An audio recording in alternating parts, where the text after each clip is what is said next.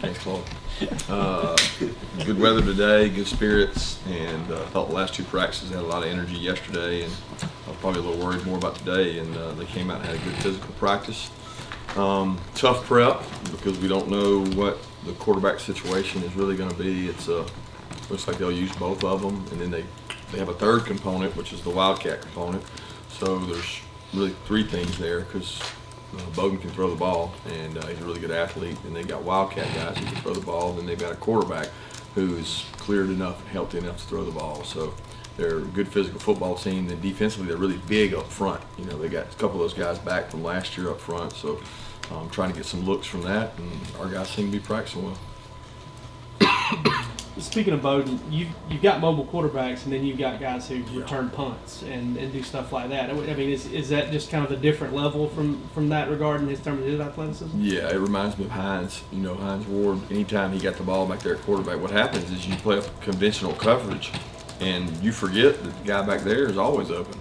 And probably the most dangerous plays he has as a football player are when he has the ball in space, a punt return, a kick return, a screen, and every play at quarterback is that.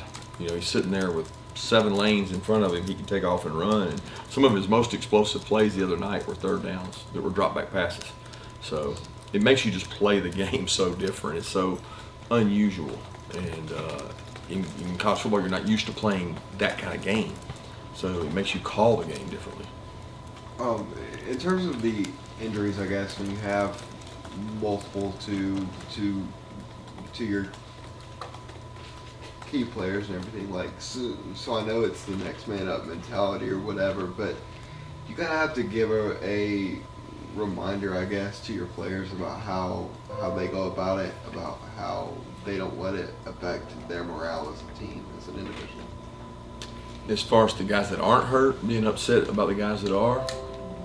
So I'm just saying, in terms of those guys who aren't hurt, yeah, in terms of their morale, in terms of how they keep going through practice and through games. Yeah, I really don't think it affects those other guys. I think it probably get a little anxiety out of the backup guy who maybe hasn't played as much, or in some cases he has. But we got a lot of them dinged up out there. A lot of them, particularly in this last game, were in and out, and some guys still beat up out there today. But that's life in the SEC. I mean, to be honest with you, it's like that across the board. How close is Tyrique Stevenson to getting where you want him to be? Tyrique he had a good week of practice last week, and he actually played in the game when Mark Webb's injury occurred. He had 2 opportunities to make tackles. He missed those opportunities. One was a close sack. I think that's more of an experience of playing, not a lack of ability, but those are the growing pains you have to go through when you play guys that are getting their first considerable play time. But he's still in a battle at money to play, and he's still in a battle at corner to play, and he's still learning our defense, and he's becoming a better practice player. Coach, obviously you've had a couple of busts this year, particularly on that right side. I know that every play is different, but is there any general summation of what is taking place over there on that side in particular, where the Tennessee and South Carolina games similar in that how that guy's able to get open? Not at all. I mean, we had busted coverage against Tennessee, but it was a good design play. I mean, it was a double move where guys, you don't bust, you get beat. And there's kind of a difference, you know. I mean, if you bust, you don't know what to do. And then if you get beat, you get physically beat by a route. So, and we got beat on a double move against Tennessee. It happens. It's unfortunate, and you learn from it. And then against South Carolina, just have bad eyes. I mean, somebody's got somebody, they got to take them, and they don't. So it's not about the right or left side. It's not about this guy or that guy. It's not about the coverage call. It's about the discipline to do my job when it matters most, and that's what it boils down to. I mean, we talked a long time today to our guys about explosive plays. We're 18th in the country in not giving up explosive plays defensively, and we're 30-something in offense with explosive plays. So we're trying to move up in both those, and the best way to do that is work on it. What qualifies an explosive play in that metric? That metric, I'm not sure. For us, 12 and 16. Run is 12, pass is 16. But the metric we're looking at is whatever NCAA football looks at. Is there a concern that Lawrence Cajun may be out a little longer than what you first anticipated? Well, it's probably week to week. It's I mean, okay. it's not looking good this week, but it's going to be week to week how fast he heals. And then kind of following up on the thing on explosive plays and everything. Just in terms of how you guys have goals for everything, whether it be offensively or defensively, does that kind of help you guys with turning around, bouncing back? I guess with you can say you need to do this, and this. Does that help to have this laid out? Well, we have goals every game. Our goals are extremely lofty. Like if you came in and saw what our goals are defensively and offensively, I mean, every year I'm on the coaching staff. Everybody wants to change the goals because they're crazy goals. But we make some game by game goals, and when we don't make some, and you're always trying to set the goal and standard, whether it's how many first downs you give up, red area attempts, 3 and outs. I mean, we have a metric that we use for almost everything, and we haven't had a game defensively that we've made over 7 of our 10 goals. But to be honest, we didn't have any last year either because our goals are really high. But I think that our kids recognize that they're aspiring for excellence, not perfection, and they got to improve. But that's the same way on offense. So we have high targets, and we aim high and try to hit them. How has Nolan Smith progressed so far this season? You know, he made a heck of a play in the game late. He's an effort guy. You know, he runs that quarterback down late in the game, and just extremely a good effort. He had 2 times that he's, you know, that he's right all over the quarterback as he's throwing the ball on boots and nakeds, and that was a really athletic guy. So I think he's improving rapidly. He played the counter well, which is, you know, one of his pitfalls is going to be playing run against big people, and he did an excellent job squeezing and bouncing back. I mean, he continues to get better and show promise, and we're playing him quite a bit. Kirby, you mentioned some of the guys that they have that are big on the defensive line. What's the key for you guys on the offensive line to get movement better than you did last week? You know, I would say consistency. Again, I mean, when you have a rush efficiency goal to be a high level and you make it, but yet you don't make your run average, it's tough because you're sitting there going that you're over 56% efficient. We've never lost a game that we've been over 50% efficient run. So for these guys, it's different. It's a completely different style. They are more of a 4-3 style last week. These guys are more of a 3-4 style, similar to us, but they're playing more over this year than they have in the past. They got really big physical guys. It'll be important to get movement, but it'll also be important to allow the backs to cut back, find lanes, to get the ball in the perimeter as well. So it's always important up front that you can establish movement and displacement. Is what I like to call it. You can get displacement, and that's big. We had some good displacement last week. We just didn't do it consistently. How much has the shuffling around with guys being dinged up messed with continuity? I mean, I know it's next man up and all that stuff, but some guys may be doing some stuff they're not quite as familiar with and making that transition in game. As far as what position? Well, like Cade moving over to left guard. I mean, I know he's probably practiced there some, but hasn't played there a ton in games, stuff like that. I don't know that that's. I mean, they all practice everywhere. Now that was unique when they had to flip sides in the game, but I don't think that had a major impact on the game. I mean, that wasn't.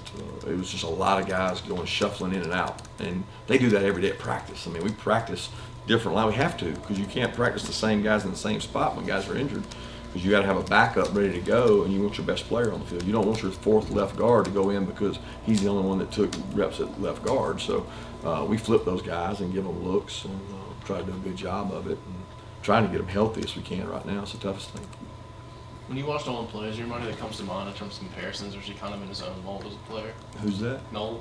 Oh, he's a high motor guy. I mean, nobody really jumps off the page. I mean, he can play so athletic and so fast and so explosive that I don't think people account for how twitchy he is up there, and he's really disruptive. And he's a good complement to Aziz, because Aziz has been a good run defender for us, and Nolan's been a good movement guy. He's quick, but I don't know who you'd compare him to. How tough is it for young receivers to become accustomed to the type of press coverage that they get in this league? Is there typically a pretty steep learning curve there? Or is that something where the light just comes on? And No, I mean, our league's different now. I mean, even out there at practice, we've got, you know, good corners that during camp, when you go up and press on people and get your hands on them, you can affect the timing of people. This is a press league. I mean, you're going to go play South Carolina, Florida, LSU, Alabama. I mean, every team across the board likes to get their hands on you and try to disrupt timing. So it doesn't matter if you're a freshman all the way up to a senior. You better be the attacker and not getting attacked at wide out, because if you let them, they'll maul you in this league. What's Travon Walker dealing with? How long might he be out? He had a couple weeks ago, or no, it was last week, I guess it was, before. I forget when it was. Y'all asked me something. He had something bothering him, and then they ended up finding out what it was. He had to get a surgery on his wrist, but he's expected back real soon, like next week. How do you feel about the communication of the play call coming in to? Much better since I talked about it. Since the last time, well, I forget when it was, when I was so frustrated. Maybe the Notre Dame game. It's been much cleaner. We've done a lot of things at practice to clean it up the last couple of weeks. It's been much more efficient coming in. I didn't know if that had any impact on the. We talked about it the other day. We talked about it the other day. It had no impact on that play. That play was in early. In regard, I mean, I guess kind of in the same vein, James Coley sit through 6 games. What do you feel like he's done well as a coordinator? What's kind of your overall evaluation of him? I talked about it the other day. Again, I'm not judging and basing things on that. I mean, that's for public opinion. I think that right now offensively we've got an identity that we've got to create more explosive plays. We cannot turn the ball over, and if you don't turn the ball over, you're really not talking about a lot of things, because when you go back and watch the tape, there was a lot of successful runs in there, as many as there were that weren't. And like I said, we've never lost a game that we were efficient in the run game. It's hard to make our efficiency chart, and we made it. Now again, some of those are 3rd and 1s. Do you get a 2-yard gain? That's a successful run on 3rd and 1. If it's 3rd and goal and you score and it's a 2-yard gain, it's not good for your average, but it's great for your efficiency. And that's what we go off of. So, did y'all come out of that and say when it's trying to get all that stuff on offense, it's about the execution, or do you kind of say, we've got to do some different stuff, play calling? I think I go back and I say again, we talked about it the other day. I mean, it's simple. Don't turn the ball over. Be more explosive, and win 2 minutes. All right. Don't let them score in 2 minutes. So those are 3 really critical factors that we got to be more explosive. The runs that we have, there was about 6 or 7 runs in there that were over 10 yards that I would argue could be home runs. If one more guy gives a little more effort and gives a little more blocking, you got to be able to be more explosive when you get an opportunity to do that. And you got to win 2 minutes in games, and you can't turn the ball over in games. How's Jake been this week? He's been great. He's been great. I know he's, everybody, Rod as well. Rod's been great. Jake's been in good spirits. He's helping those wideouts, challenging those guys. I mean, just like he was before. He wasn't not doing that before, but probably a more attention to detail with that now. And we're challenging those guys outside, giving them looks like they, like we know they're going to get hard corners, and trying to get them more physical guys at the line, pressing them and things like that, so that we can simulate those looks a little better. But Jake's been great. Who has to step up with Cager out on the perimeter? Everybody. I mean, think about it. It's by committee. We got some good players out there. Matt Lander's got to step up. Tyler Simmons got to step up. George got to step up. Kieris Jackson went in the game and did some physical things.